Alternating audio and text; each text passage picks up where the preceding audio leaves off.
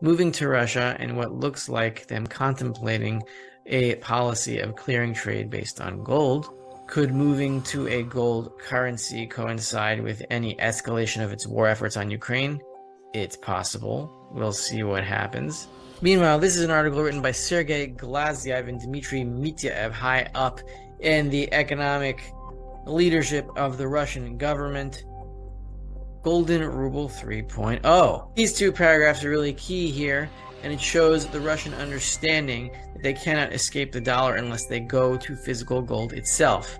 Here he says, Russia's transition in relations with friendly countries and trade in national currencies is the right tactical decision, but not a strategic one. So basically, using other currencies other than the dollar is a tactical decision, but not a strategic one, meaning it won't change anything long term. How? Why? They understand.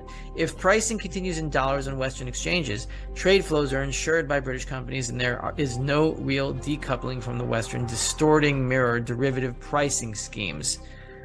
Right. So even if you use other currencies that are not the dollar, you're still not escaping the dollar because those other currencies are backed by the dollar themselves.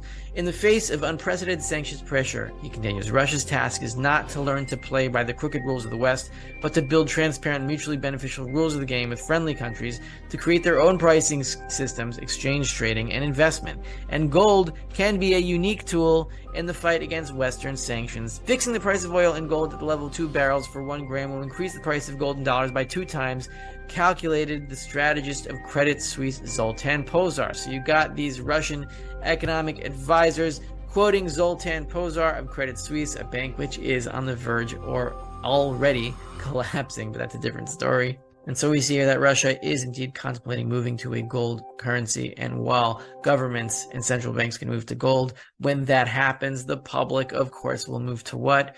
To silver. That is the public currency when central bank currencies move to gold. And finally, as a proxy for what might be going on in Russia and the plans regarding Ukraine and how that might affect the monetary system, it is important to keep in mind what is going on with palladium as we head into delivery for that metal at the end of this month, which is in 2 more business days.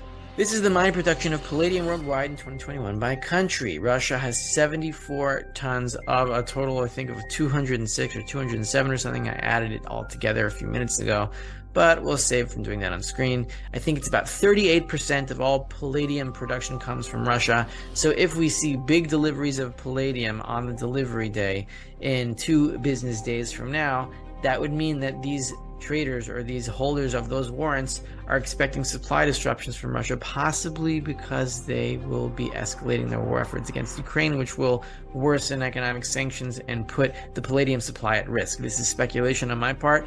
We're just going to watch palladium to see if it is predicting a possible escalation in the war, which by extension could mean that its plans to monetize gold and therefore for the public to monetize silver could be accelerating. Here is the palladium chart from the CME, palladium derivatives. We have at close open interest in March, palladium 2,383 contracts, and it will probably be less by the time you're watching this because this goes down every day, and there's 3 business days now, but 2 business days by the time you're watching this.